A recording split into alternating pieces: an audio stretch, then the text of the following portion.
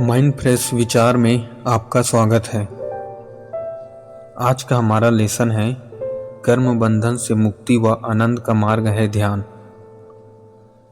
वर्षा ऋतु में महात्मा बुद्ध श्रावस्ती के समीप जैतवन में रह रहे थे।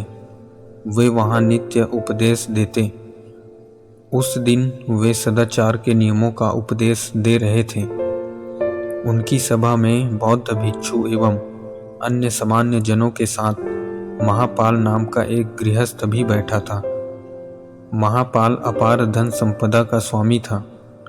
महात्मा बुद्ध उपदेश में कह रहे थे कि मनुष्य को सदा ऐसे कर्म और आचरण करना चाहिए जिसका परिणाम प्रारंभ में भी सुंदर, मध्य में भी सुंदर और अंत में भी सुंदर हो, और निसंदेह सत्कर्म और सदाचार आदि का परिणाम प्रारंभ में, मध्य में और अंत में सुंदर ही होता है। अर्थात सत्कर्म और सदाचार का परिणाम सदैव सुंदर ही होता है।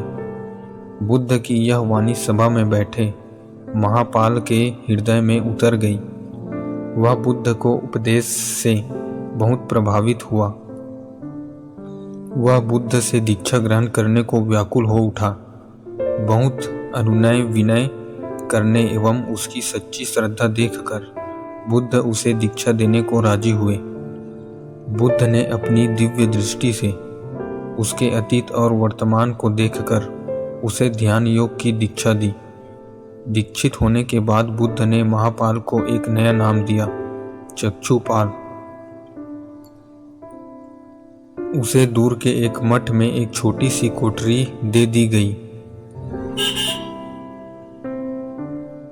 जिसमें चलना फिरना या लेटना तो संभव न था, पर उसमें बैठकर ध्यान अवश्य लगाया जा सकता था। चक्षुपाल उसी छोटी सी कोठरी में बैठकर ध्यान लगाने लगा। वह महीनों तक बुद्ध के बताए ध्यान में डूबता रहा, उतरता रहा, पर इसके बाद चक्षुपाल के साथ एक विचित्र घटना घटी। ध्यान में डूबे चक्षुपाल के नेत्रों से अचानक पानी बहने लगा और उसकी आंखों में लगातार दर्द रहने लगा। उसकी आंखों का इलाज किसी भी वैद्य हकीम से संभव न हो सका। धीरे धीरे उसकी दोनों आंखों की ज्योति चली गई, पर दृष्टिहीन हो जाने के बाद भी चक्षुपाल ने ध्यान का अभ्यास नहीं छोड़ा। वह अक्सर घंटों तक ध्यान में ही डूबा रहता। धीरे धीरे उसका ध्यान इतना गहरा हो गया कि वह नेत्रों से पानी पाते रहने के बाद भी ध्यान में होता। उसका ध्यान भंग नहीं होता और वह ध्यान में तब तक लीन रहा जब तक कि उसने अनाहत, अजेय व निर्माण व्यवस्था की अनुभूति नहीं कर ली। अपने घर पर भी वह अक्सर ध्यान में लीन रहकर आनंदित रहता। वर्षा ऋतु में वह अक्सर अपने घर से श्रावस्ती के समीप जैतवन में महात्मा बुद्ध के पास ही रहने आ जाता, क्योंकि वर्षा ऋतु में बुद्ध अक्सर वहीं आकर रहा करते थे। एक दिन बौद्ध भिक्षुओं का एक दल भ्रमण करता हुआ वहां बौद्ध मठ में आया। उन सबने तथागत के अमृत उपदेश को सुना। उपदेश सुनने के बाद सबने बुद्ध को प्रणाम किया। वहां उपस्थित 80 महाभिक्षुओं को भी प्रणाम किया। फिर उन सबने चक्षुपाल से मिलने की अनुमति चाही। रात्रि में वर्षा और तूफान के परिणाम स्वरूप कीड़े मकोड़ों का झुंड बाहर निकल आया था। दृष्टिहीन भिक्षु चक्षुपाल तूफान के बाद यद्यपि सारी रात सो न सका था, तो भी वह स्फूर्ति संपन्न था और अपनी कोठरी के दरवाजे के सामने बाहर गीली धरती पर चहल कदमी कर रहा था। वहां मरे हुए कीड़े मकोड़ों के ऊपर ही दृष्टिहीन चक्षुपाल चहल कदमी कर रहा था। नेत्र ज्योति जाने का लेस मात्र भी दुख उसके चेहरे पर नहीं था। उसके चेहरे पर अपूर्व शांति और सौम्यता व्याप्त थी, और यह सब ध्यान से अनुभूत उसके आंतरिक आनंद और उल्लास के कारण ही था। वह मुक्ति निर्दग्ध गीली धरती पर आनंद तिरेक में पुलकित हो चहलकदमी कर रहा था। उसके अंदर उठ रहे आंतरिक आनंद और सौंदर्य की अनुभूति को उसके अलावा कोई और कैसे अनुभूत कर सकता था। उसके अंदर व्याप्त परमानंद और परम सौंदर्य को अपने चर्म चक्षुओं से कोई निहार या देख भी कैसे सकता था, क्योंकि चर्म चक्षुओं से तो स्थूल चीजें ही देखी या स्पर्श की जा सकती है।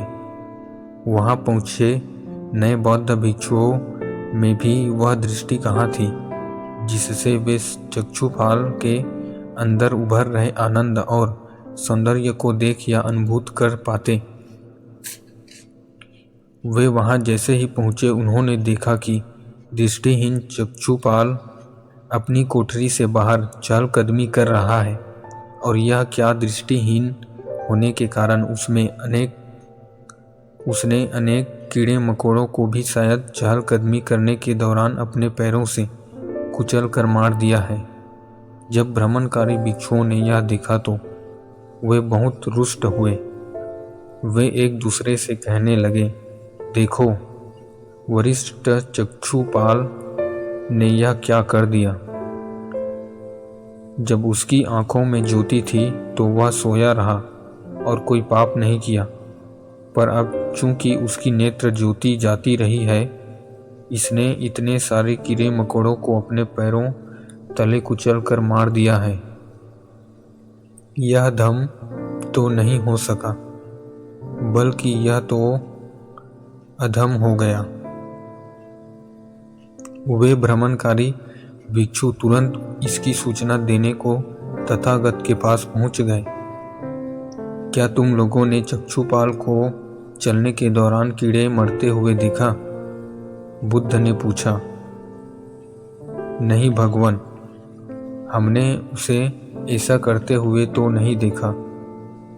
तब बुद्ध बोले, जैसे तुमने वहां मरे हुए कीड़ों को देखा पर उन्हें चक्षुपाल के पैरों तले मरते हुए नहीं देखा, वैसे ही भिक्षुओं जो चक्षुपाल विकृतियों से मुक्त हो चुका है, वह किसी को कष्ट देने के बारे में सोच भी नहीं सकता। फिर भिक्षुओं ने पूछा, भगवान, यहाँ यह चर्चा है कि अहंत बनना, बंधन मुक्ति होना चक्षुपाल की नियति में है, और आपने उसे चक्षुपाल नाम भी दिया, पर फिर भी वह अपनी दृष्टि क्यों खो बैठा? यदि वह तपस्वी है, पुण्यात्मा है, सदाचारी है, ध्यानी है, तो फिर वह अपनी नेत्र ज्योति क्यों खो बैठा? तब बुद्ध बोले, भिक्षुओं, यह उसके इस जन्म के नहीं, उसके पूर्व जन्म के कर्मों का फल है। क्या उसने ऐसा कुछ किया था? भिक्षुओं ने पूछा। बुद्ध बोले, भिक्षुओं, तो सुनो, बात बहुत समय पहले की है। जब काशी का राजा बनारस पर राज करता था, तभी एक चिकित्सक अपना कारोबार करते हुए गांव और शहरों में घूम रहा था। एक कमजोर आंखों वाली महिला को देखकर उस चिकित्सक ने पूछा, तुम्हें क्या कष्ट है? मेरी नेत्र ज्योति जाती रही है, मैं आपका इलाज करूंगा, पर आप इसके बदले मुझे क्या दोगी? यदि आप मेरी आंखों को ठीक कर देंगे तो मैं अपने पुत्र पुत्रियों के साथ आपकी दासी बन जाऊंगी। वह महिला बोली। तब उस चिकित्सक ने उसे एक औषधि दी, जिसके एक बार लगाते ही उसकी आंखें पुनः ठीक हो गई। इस पर स्त्री ने सोचा कि मैं इसकी दासी बनने का वचन दे चुकी हूँ, मेरे पुत्र एवं पुत्रियां भी इसके दास होंगे, पर दासी बनते ही यह मेरे साथ अच्छा व्यवहार नहीं करेगा, इसलिए मैं उसे धोखा दूंगी। जब चिकित्सक आया और उससे पूछा कि उसका क्या हाल है, तो उसने झूठ बोलते हुए यह कहा कि पहले मेरी आंखों में थोड़ी पीड़ा थी, पर अब तो और अधिक कष्ट है। चिकित्सक समझ गया कि यह स्त्री झूठ बोल रही है और मुझे धोखा दे रही है। क्योंकि यह मुझे कुछ भी देना नहीं चाहती। मैं अब उससे कुछ भी नहीं लूँगा। अब मैं उसे फिर से अंधा बना दूँगा। वह घर चला गया और सारी बातें पत्नी को बताई। उसकी पत्नी ने कुछ नहीं कहा। तब उसने एक मरहम तैयार किया और उस स्त्री के घर जाकर उसने कहा कि आप इस मरहम को आँखों पर मलो। उसने ऐसा ही किया और उसकी आँखों की ज्योति बुझ गई, वैसे ही जैसे दीपक की लौ बुझ जाती है। जानते हो वह चिकित्सक कौन था? वह यही चक्षुपाल ही था। भिक्षुओं, चक्षुपाल के द्वारा पूर्व जन्म में किया गया कर्म उसका अब भी पीछा कर रहा है, क्योंकि मनुष्य के कर्म उसका पीछा वैसे ही नहीं छोड़ते जैसे कि गाड़ी के पहिए गाड़ी में जुते हुए बैलों का पीछा नहीं छोड़ते। इस कहानी के माध्यम से बुद्ध ने भिक्षुओं को यह सीख दी कि यदि कोई व्यक्ति मन में बुरे विचार रखकर कुछ बोलता है या कोई कार्य करता है तो वह हमेशा बुरे कर्म ही करता है, और यदि मन में अच्छे विचार रखकर कोई कार्य करता है तो वह हमेशा अच्छे कर्म ही करता है, और वह तदनुरूप ही अच्छे बुरे फल प्राप्त करता है, क्योंकि उसके कर्म उसका पीछा वैसे ही करते हैं जैसे गाड़ी के पहिए गाड़ी में जुते हुए बैलों का करते हैं। पर हाँ, यहाँ यह जानना अत्यधिक महत्वपूर्ण है कि यदि चक्षुपाल ने इस जन्म में इतना प्रचंड तप या ध्यान न किया होता तो इतनी आसानी से वह पिछले जन्म के कर्म बंधनों से मुक्त न हुआ होता। वह टूटकर बिखर गया होता, जीवन भर रोता और बिलखता रहता। वह भारी वेदना और पीड़ा में होता। पर प्रचंड तप और ध्यान के प्रभाव से वह मानसिक और आध्यात्मिक रूप से इतना बलिष्ठ हो गया कि वह उन कर्मों का भी भोग हंसते हंसते कर सका एवं आनंद और मुक्ति के रूप में जीवन के परम लाभ को भी प्राप्त कर सका। इसलिए सत्कर्म सदाचरण के साथ साथ नित्य तप और ध्यान किया करो बस। यह कर्म बंधन से मुक्ति व आनंद प्राप्ति का मार्ग है। आज का लेसन यही समाप्त होता है। धन्यवाद।